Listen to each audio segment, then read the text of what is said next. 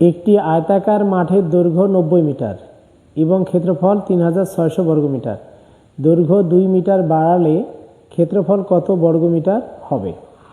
তাহলে দেওয়া আছে কত, দেখো তো, দেওয়া আছে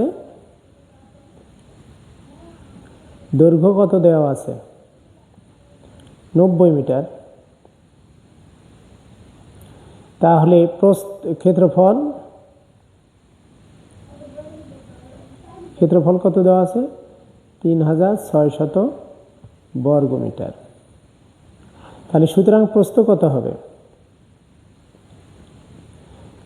আয়তাকারে ক্ষেত্রফল মানে কি? দৈর্ঘ্য গুণ প্রস্থ সমান কিন্তু ক্ষেত্রফল। দৈর্ঘ্য আর প্রস্থ গুণ করলে কিন্তু আয়তাকারে কি পাওয়া যায়?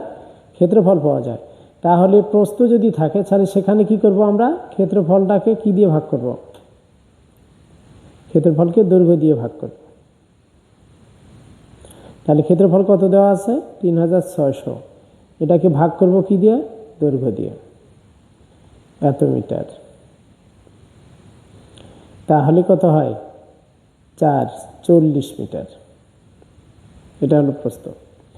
দৈর্ঘ্য যদি 2 মিটার বাড়ানো যায়, দেখো দৈর্ঘ্য 2 মিটার বাড়ালে হয়, আগে ছিল কত?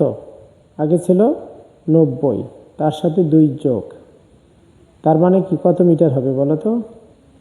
92 মিটার।